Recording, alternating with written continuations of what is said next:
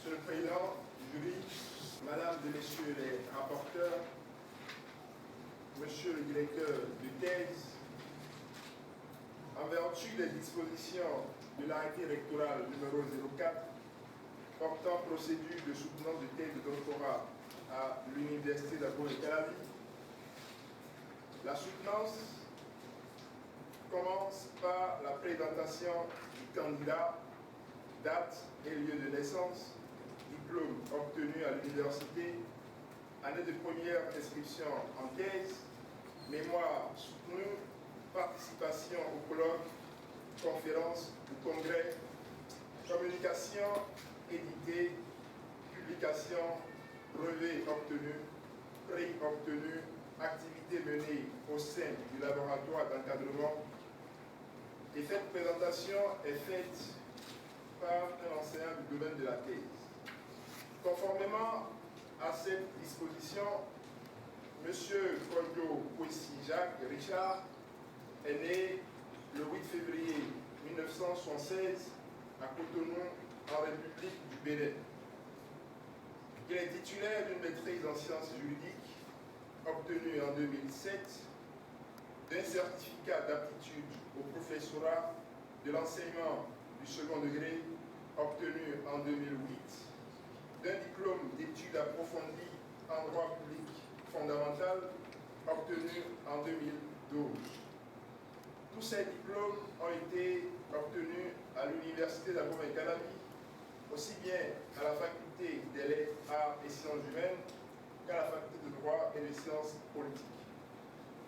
La première inscription en thèse de M. Koyo à l'école doctorale des sciences juridiques, politiques et administratives remonte à l'année académique 2013-2014.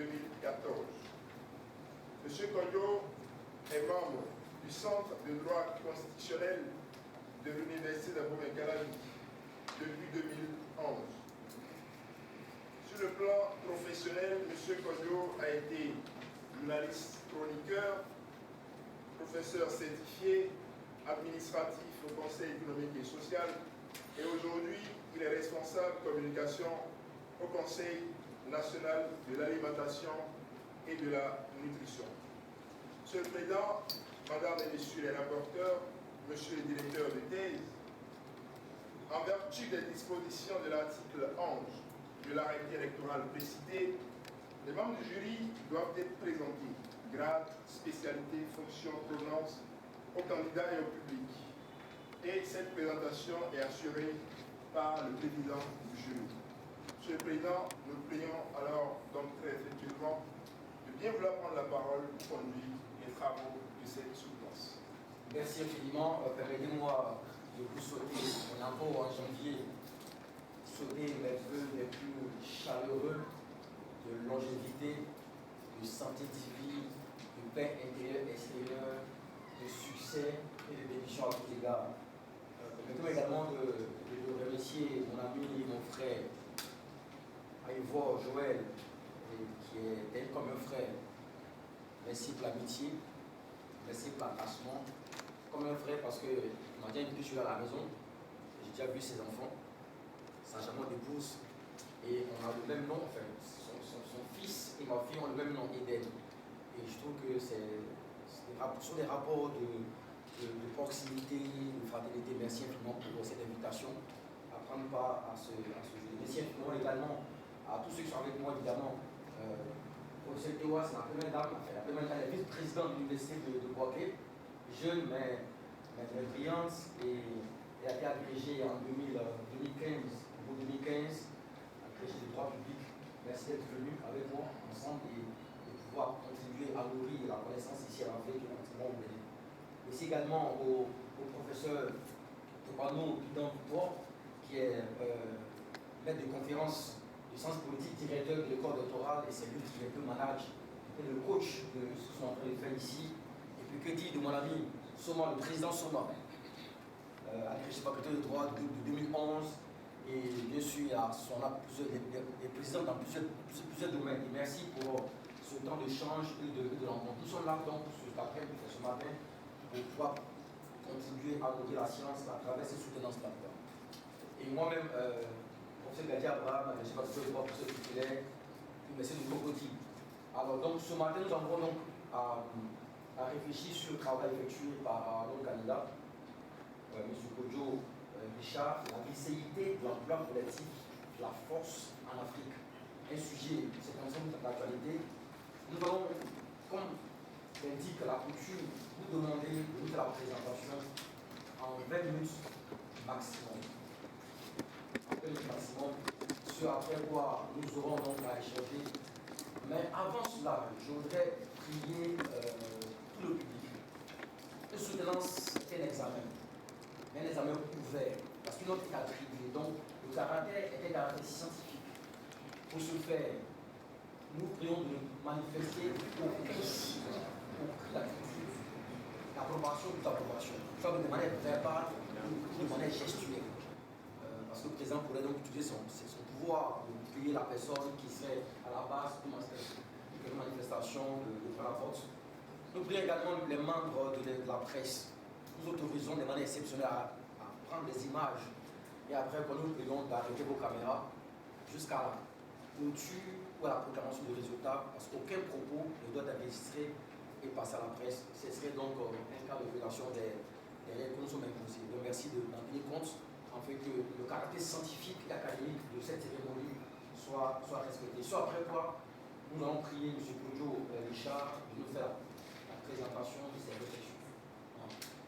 20 minutes maximum.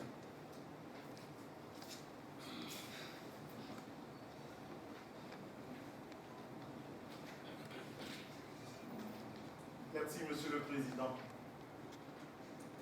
Monsieur le Président du jury, Madame et Messieurs les professeurs membres du jury, nous voudrions, au début de cette occasion qui nous est offerte, solliciter votre indulgence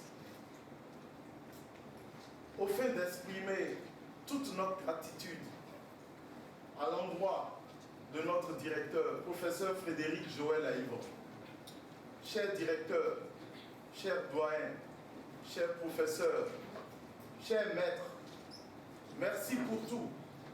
Merci surtout pour la clarté de votre démarche méthodologique. Merci pour la rectitude, la constance et la fidélité de vos engagements. Merci pour la rectitude de vos opinions et prises de position. Enfin, merci pour le savoir-être et le savoir-vivre que vous ne cessez de nous transmettre. Qu'il nous soit ensuite permis de nous tourner vers vous, professeur Pelagie Ndri Tewa. En dépit de vos nombreux engagements dans le domaine humanitaire et de vos grandes responsabilités à l'université Alassane Ouattara de Bouaké, vous avez accepté de consacrer de votre temps à la présente thèse. Nous vous en sommes infiniment reconnaissants. Professeur Abdoulaye Soma, vous êtes pour nous, au Conseil national de l'alimentation et de la nutrition du Bénin, le maître à penser. Car c'est à vos travaux que nous nous référons tous quotidiennement dans ce domaine. Mais au-delà, vos travaux dans tous les autres compartiments du droit public constituent pour nous une source doctrinale inépuisable. Professeur Soma, merci. Professeur Victor Prudent Topano, en dépit de vos lourdes tâches de directeur de l'école doctorale, vous avez accepté d'assurer le rapport de la présente thèse. Nous vous en sommes profondément reconnaissants. Monsieur le Président du jury, professeur Abraham Gadi, merci d'être venu depuis l'université Félix Houphouët-Boigny de Cocody à Abidjan en Côte d'Ivoire pour présider les travaux du présent examen. Soyez-en sincèrement remerciés. Monsieur le Président du jury, Madame et Messieurs les professeurs membres du jury, la force G5 au Sahel. Cette expression n'aura échappé à aucun observateur de la vie des États africains ces 6 derniers mois. Cette intervention armée qui peine à se mettre en place est loin d'être un cas isolé sur le continent africain. Malheureusement, en dépit de leur grand nombre et de leur fréquence très élevée, la paix demeure une quête perpétuelle dans ces zones d'intervention. L'on pourrait alors s'interroger sur l'opportunité de ces interventions. Pourquoi ne sont-elles pas efficaces? Ces interventions respectent-elles toujours les règles internationales? Sont-elles toujours mises en œuvre de façon appropriée, voire licite? Nous entrons ainsi dans la licéité de l'emploi collectif de la force en Afrique. Cette thématique nous plonge dans la lancinante question de la cohabitation de la force et du droit, tant pour les internistes que pour les publicistes. Si l'emploi de la force est apparu pendant longtemps comme un moyen nécessaire et normal de la politique internationale des États, pris individuellement et collectivement, il faut reconnaître que cette conception a considérablement évolué dans l'histoire pour aboutir à une prohibition formelle du recours à la force entre États, surtout avec la Charte des Nations Unies. Mais cette interdiction pose encore aujourd'hui, 70 ans après, de graves problèmes. Pour Bruno Zima, dans la préface du livre d'Olivier Courtine intitulé « Le droit contre la guerre », citation, « Le droit international qui se développe et se diversifie de jour en jour, ou presque, continue de buter sur le problème primordial entre tous, celui de la limitation du recours à la force dans les relations internationales. En ce sens, le droit international apparaît comme un colosse aux pieds d'argile. » Fin de citation. Le problème est que ces dernières années, on a pu observer un recours souvent collectif à la force dans les relations interétatiques en dehors du cadre posé par la Charte des Nations Unies. Il urge alors de s'interroger sur la place de la licéité dans la pratique de l'emploi collectif de la force, dans le monde en général et en Afrique en particulier. Comment se présentent les conditions de licéité d'un emploi collectif de la force selon le droit international et quelles conséquences peuvent avoir les nouveaux modes de validation de l'emploi de la force sur le cadre légal international et sur le cadre légal régional africain. La pertinence d'une telle problématique n'apparaît que parce que l'emploi de la force est rigoureusement interdit. La règle, à la fois conventionnelle, parce que édictée par la charte, et coutumière de l'interdiction de l'emploi de la force, a toujours fait l'objet de débats en raison des options méthodologiques divergentes. Le professeur Olivier Courtelle identifie à ce propos deux approches méthodologiques. Une approche extensive d'origine américaine et une approche restrictive d'origine européenne. Pour la présente étude, nous avons opté pour l'approche restrictive, tout en essayant de trouver un certain équilibre entre un excès de formalisme et un excès de flexibilité, comme nous l'indique la Cour internationale de justice dans plusieurs de ses arrêts, surtout dans l'arrêt relatif à dans l'affaire relative aux activités militaires et paramilitaires au Nicaragua et contre celui-ci. Monsieur le Président du jury, Madame et Messieurs les professeurs membres du jury, même s'il faut reconnaître que le présent travail ne s'est pas accompli sans obstacle, il présente néanmoins un double intérêt théorique et pratique. Au plan théorique, il contribue à l'animation et à l'enrichissement des idées en matière de droit international public en général et de droit d'emploi de la force en particulier. Sur le plan pratique, la présente étude est susceptible, nous le souhaitons vivement, de contribuer à l'amélioration des mécanismes de résolution des conflits et de maintien de la paix sur le continent africain.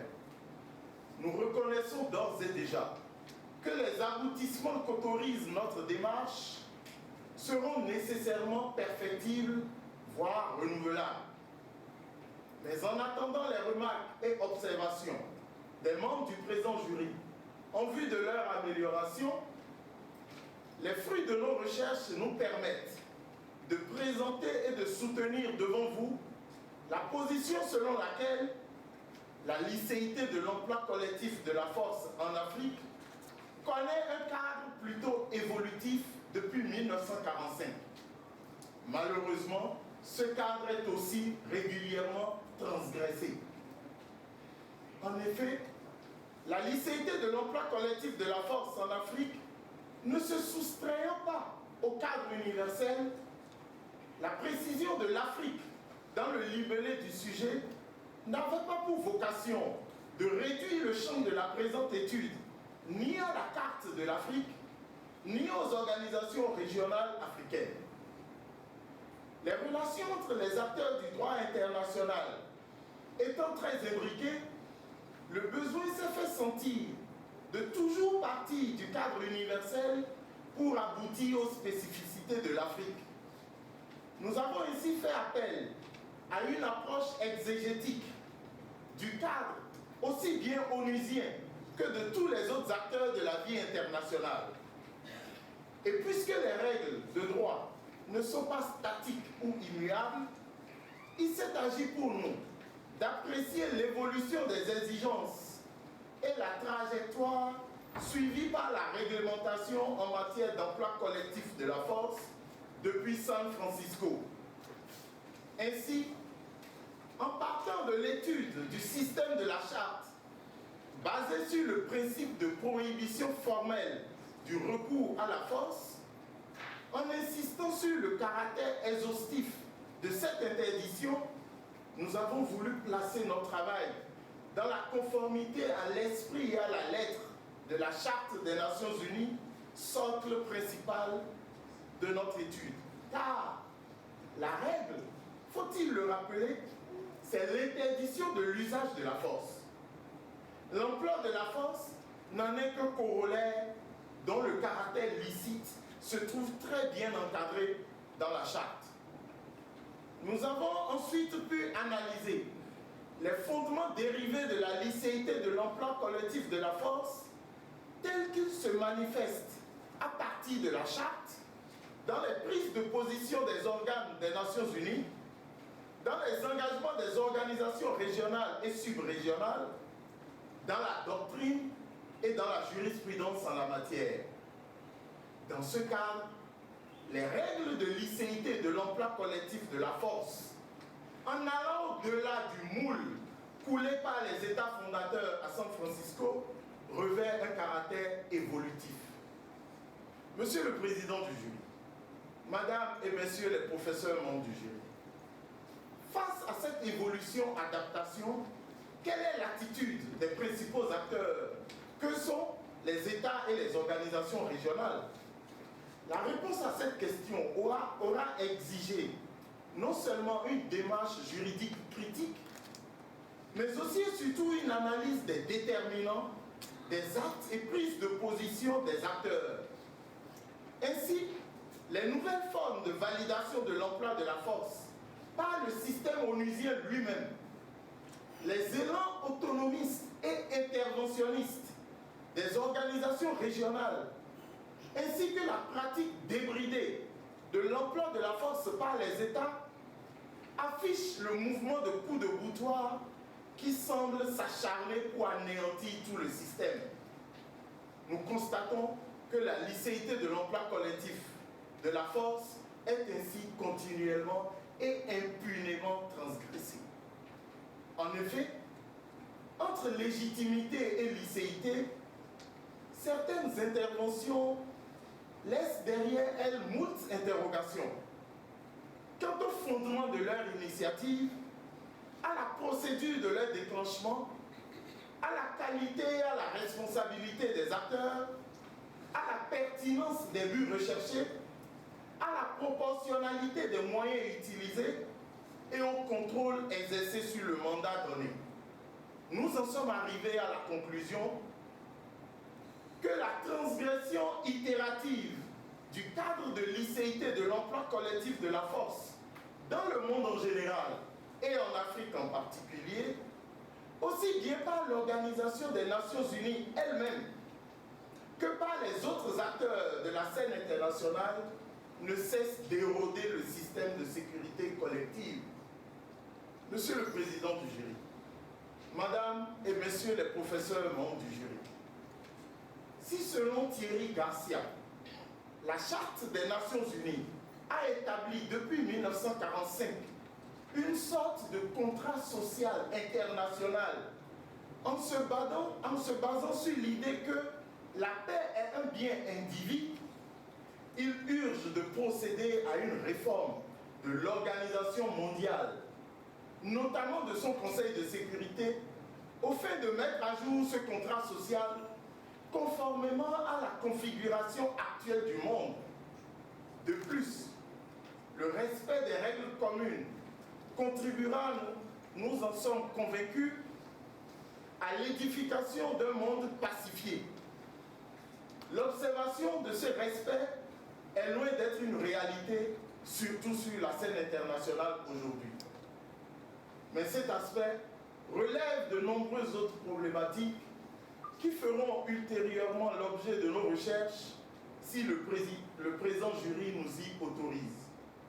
Monsieur le Président du jury, Madame et Messieurs les professeurs membres du jury, nous vous remercions pour votre attention.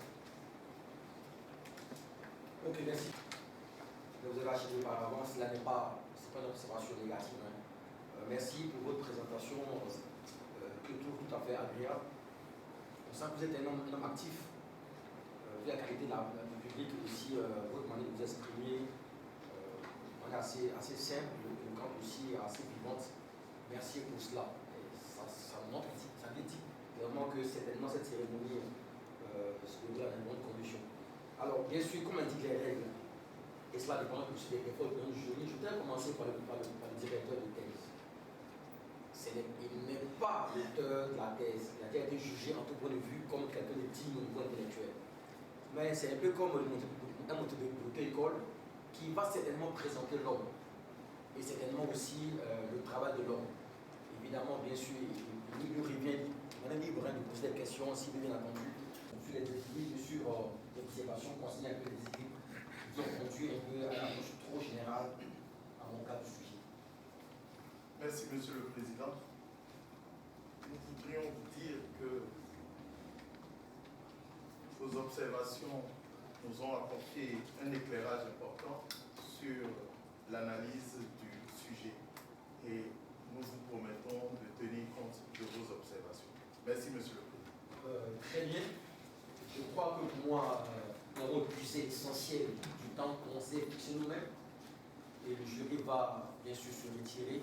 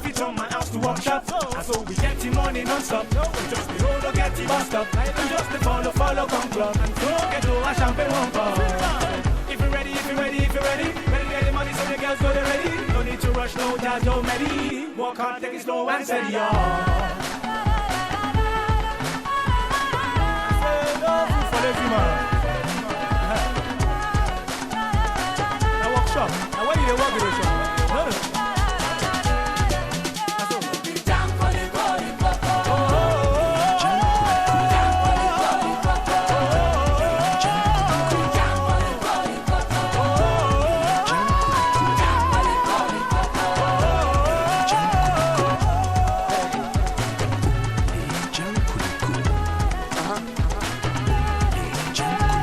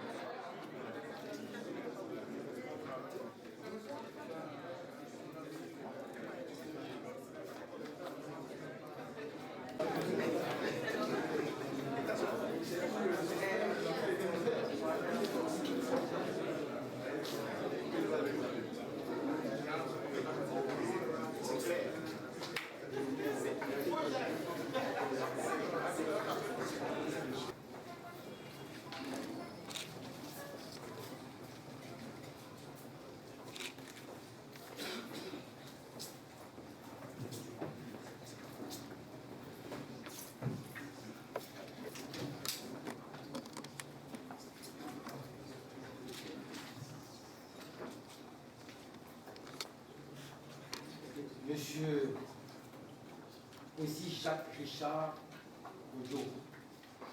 Le jury composé de moi-même, M. Bédi Abraham, de Aïvo Frédéric Jouet, de Kwame Victor, de Abdel Souma et de Mme Elaji Dewa, s'est entretenu. Et le jury a tenu compte des nouvelles dispositions qui sont appliquées depuis le 1er janvier 2018 à l'Université d'Abomey Calavi, qui consiste à ne plus attribuer une mention à une thèse. Et donc, il y a deux possibilités. La thèse, soit elle est reçue, soit elle est rejetée. Donc, on se contentera d'appliquer les tests de manière froide. Et donc, après des délibérations, le jury a reçu vos thèses, vos élèves au grade de docteur en droit public. Apenemilo, apenemilo, apenemilo, apenemilo, apenemilo,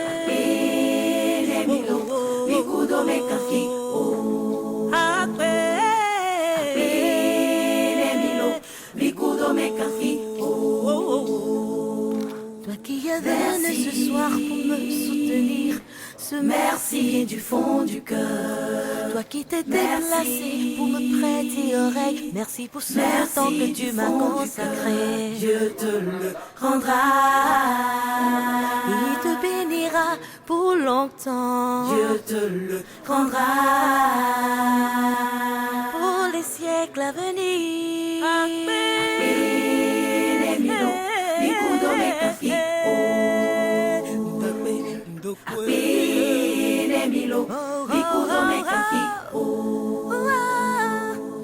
et moi yemi valio, yemi alana du fond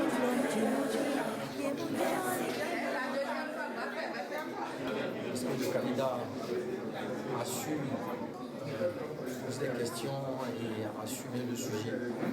D'abord, l'écriture est agréable, la forme physique bien présentée, des références assez intéressantes, assez riches, une biographie fournie, un texte politique assez consistant. Dans l'ensemble, le travail était assez précieux, le travail bien sûr, c'était un travail franchement, votre interprétation, notamment le fait qu'il y ait beaucoup de généralité à l'école de se concentrer sur les cas spécifiques en ce qui concerne la nécessité de la force d'Afrique, se concentrer sur les crises majeures, de sorte qu'il serait plus engagé à avoir des références plus précises. Mais bien sûr, cette faiblesse ne pas de travail excellent qu'on a pu faire. Très bien, qu'on a pu faire, et c'est avec joie et grande consensus que jury que j'ai présidé, lui a donné la mention à réussir son travail et la deux au programme de docteur en droit public. Ce travail jette une lueur d'idées et d'opinions sur la politique internationale, le droit international.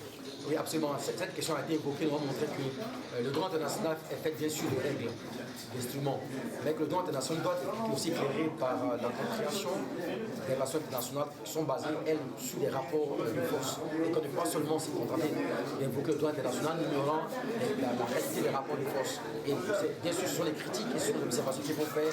On ne peut pas rester enfermé dans l'appréciation des règles de manière froide, en ignorant une dimension politique, une dimension stratégique, une dimension même géostratégique. Merci.